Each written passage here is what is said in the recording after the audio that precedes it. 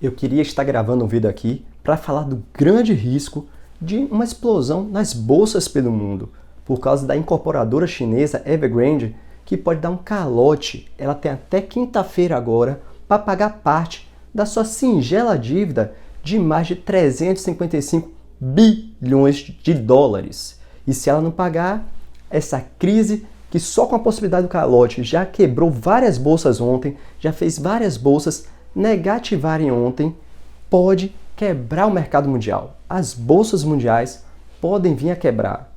Queria estar falando do reflexo da Evergrande quebrar aqui no Brasil, principalmente na Vale. A Vale já desvalorizou mais de 30% e foi ultrapassada pelo Mercado Livre em valor de mercado.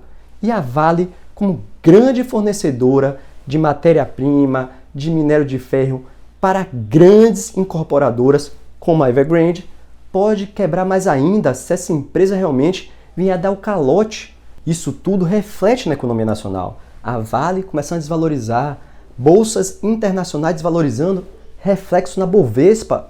E isso tudo vai interferir na economia. Ou seja, no final, aumenta o preço de tudo, para mim e para você. Mas ao invés de estar falando desse grande problema que começa lá na China, mas pode ter um grande reflexo aqui, eu tenho que falar do presidente Jair Bolsonaro lá em Nova York. Ontem o presidente Jair Bolsonaro se reuniu com Boris Johnson, o primeiro-ministro inglês, e foi divulgada uma parte dessa reunião, onde o Boris Johnson elogia a vacina inglesa, a AstraZeneca. E você vê o Bolsonaro com um sorriso de sem graça, nitidamente sem graça. E depois o Boris Johnson fala que ele já tomou as 2 doses da vacina. E aí Bolsonaro fala que não tomou nenhuma dose e dá um sorrisão. Sinceramente, você pode ser apoiador do Bolsonaro, você pode idolatrar o Bolsonaro, mas falar que uma imagem dessa é positiva para o país, não tem como.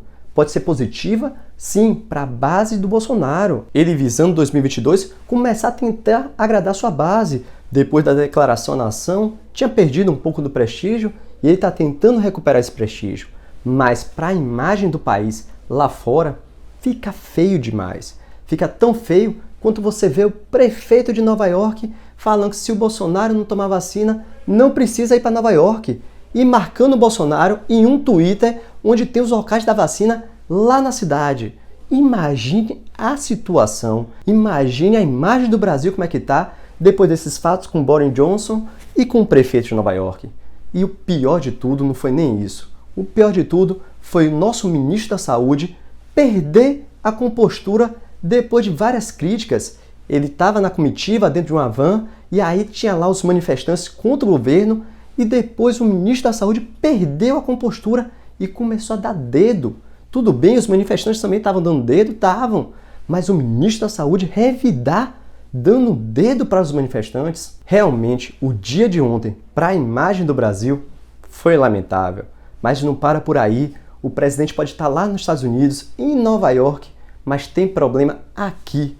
O seu filho Jair Bolsonaro, o famoso 04, ontem fez uma postagem em uma loja de arma, falou lá dos brinquedinhos, que seriam as pistolas que ele mostra no vídeo, e bota lá uma legendinha de rodapé, alô CPI.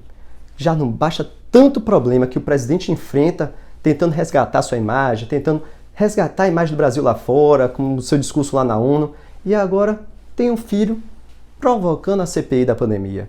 E o pior, agora vai ter que aguentar as consequências, porque o senador Alessandro Vieira, do Cidadania, lá de Sergipe, já fez um requerimento para ouvir o Jair Bolsonaro na CPI da pandemia. Lembrando que ele não vai ser ouvido por causa disso, mas sim por causa do contrato que ele tem, aquela ajuda que ele tem com o advogado da Precisa, que ajudou ele a abrir a empresa, que foi na casa do Jair Bolsonaro, que deu uma festa com o Jair Bolsonaro em um camarote. Tudo isso vai ser questionado, mas do jeito que a CPI está indo, com certeza absoluta, terão perguntas relacionadas a esse episódio das armas. Mas, na minha singela opinião, acho que a CPI perdeu o foco. Há muito tempo eu falo isso. E acho que deixou também de se verificar, se investigar os estados. Sim, o repasse do governo federal, autorizado pelo próprio Senado, deveria ser objeto da CPI. E a CPI perdeu isso. Vai ter o relatório já no mês que vem, mas sem qualquer coisa relacionada aos estados. E olha que tem coisa sim. Aqui na Bahia, com o consórcio Nordeste, com os respiradores, levou milhões, não recebeu nada. Cadê agora a CPI investigando isso? E olha que não foi só aqui na Bahia não. Ontem, o STJ, o Superior Tribunal de Justiça, aceitou uma denúncia da Procuradoria-Geral da República contra o governador de Manaus, Wilson Lima, e seu vice e mais 16 pessoas em um caso envolvendo respiradores no Amazonas. Supostos ilícitos envolvendo respiradores, compra de respiradores no Amazonas. Mas isso a CPI não quer investigar. Minto, até chamou o ex-secretário de Saúde do Amazonas, até fala-se no caso do Amazonas em relação ao estudo de medicamentos que não têm eficácia comprovada, o tratamento precoce, mas fala-se por um motivo, e eu vou te falar a verdade. Fala-se somente porque o presidente da CPI, o Omar Aziz, é do Amazonas.